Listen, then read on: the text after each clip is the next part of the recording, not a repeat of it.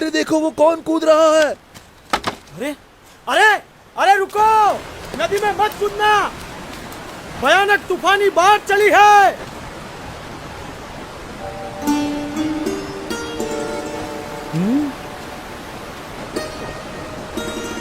अरे कूदे तो मर जाओगे, वापस आओ, रुक जाओ, ठहरो, मर जाओगे।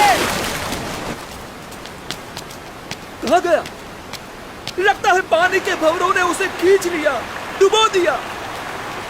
इतनी भयानक बाढ़, उसका जीवित रहना असंभव है। मर गया बेचारा।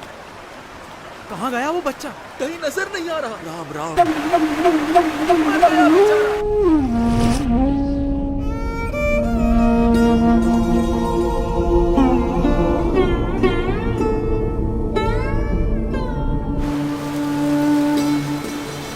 कहीं नजर नहीं आ रहा। पानी के भंवरों ने उसे खींच लिया। राम राम।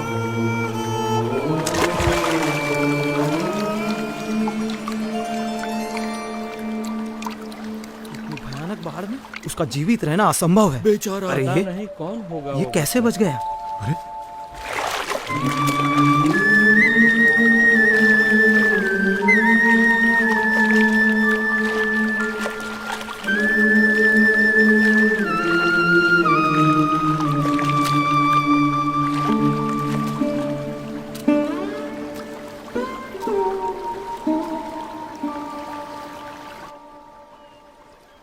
आप इतनी सहजता से इतनी तूफानी बाढ़ में कैसे कूद गए?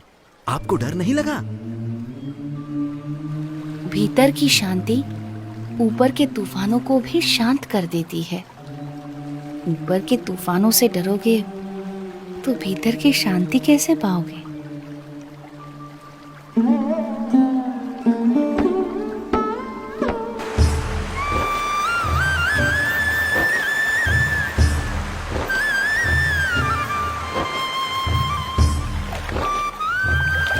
नीलकंठ वर्णी के निरंतर अथक रूप से चलते चरण उन्हें जहां भी ले जाते थे, वहां कोई न कोई किसी न किसी रूप में उनसे जुड़ जाता था। बरेली गांव में भी कुछ ऐसा ही हुआ। अरे पिछले साल तो इतनी बाढ़ आई थी कि गांव के सारे घरों में पानी घुस गया था। यहाँ तक कि हमारे खेतों में भी फसल बर्बाद होते होते रह गई थी। हम भी अपनी भेड़ बकरियों को बड़ी मुसीबत से बचा पाए थे। वैसे भी कुदरत के सामने हम क्या कर सकते हैं? जो भगवान चाहेंगे वही होगा, सब उसके हाथ में है। हाँ, सो तो है। हरि करे सो होय, जगत में हरि करे सो होय, चाहे करे नर कोटि उपाय, कर कदू जो कोय जगत में हरि। अरे रुक क्यों गई? गाना। हाँ? कितना प्यारा बच्चा है। केवल बच्चा है या कुछ इतना छोटा बालक और योगी?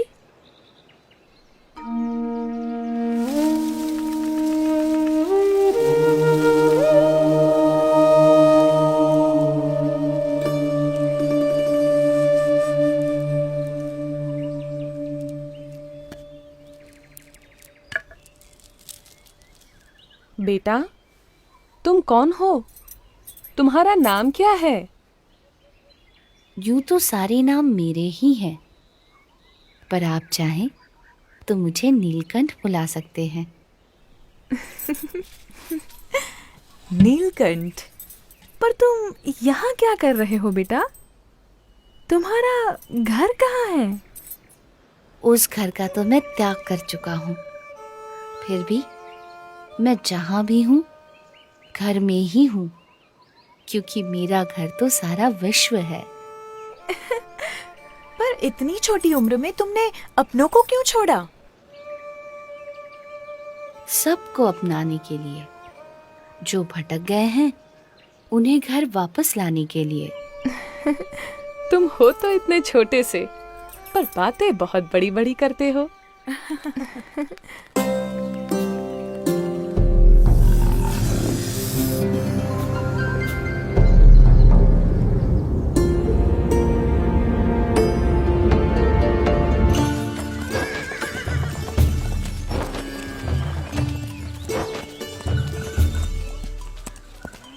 भैया, यहाँ आसपास में कोई जगह है जहाँ नारद जी ने तपश्चर्या की थी?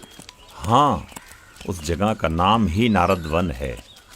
यहीं से उस तरफ का रास्ता पड़ता है। अरे वो बच्चा अकेला जा रहा है। किंतु तुम्हारा अकेले वहां जाना ठीक नहीं होगा, बड़ी भयानक जगह है। नीलकंठ वर्णी ऐसे भयानक वनों में भी सहज रूप से चले जाते थे जहां दिन में भी सूरज की किरणें प्रवेश नहीं कर सकती थीं।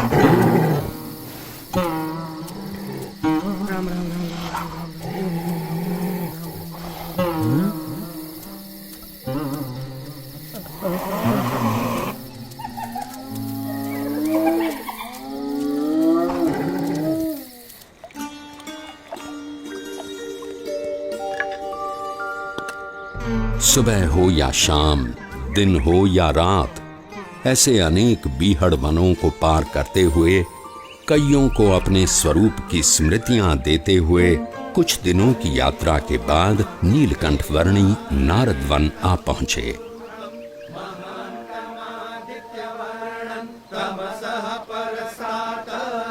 तमेव विदित्वाति मृत्युमेति नान्यः पंथा विद्यते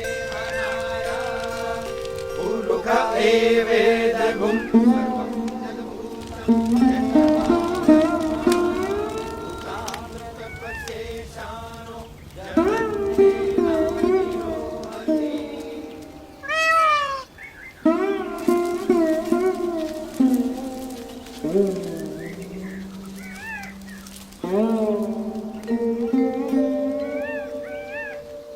आपके दर्शन मात्र से प्रतीत होता है कि कई वर्षों से जिनका स्मरण हम अपने हृदय में करते आए हैं, वो भगवान स्वयं आज हमारे समक्ष प्रकट खड़े हैं।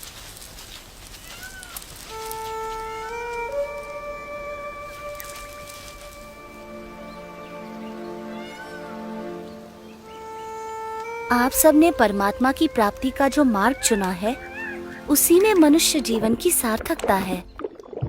ये मार्ग विकट है, पर हमें इस मार्ग पर चलते रहना है। चाहे कितनी भी समस्याएं आए, कितनी भी बाधाएं आए और मृत्यु भी क्यों न आ जाए, किसी भी परिस्थिति में हमें उठ खड़ा होना है। सच्चे भाव से, सच्ची लगन से परमात्मा प्राप्ति के मार्ग पर चलते रहना है, तो परमात्मा कृपा करके हर अंधेरे को दूर कर हमारे जीवन में उनकी प्राप्ति की सुबह लाएंगे। नीलकंठ वर्णी की कल्याण यात्रा में कई ऐसे लोग थे जिन्होंने उनकी सेवा का अवसर जाने न दिया। ये भी ग्रहण कीजिए। चाहे वो कोई सामान्य भाविक जन हो या फिर स्वयं गंगा जी भी क्यों न हो।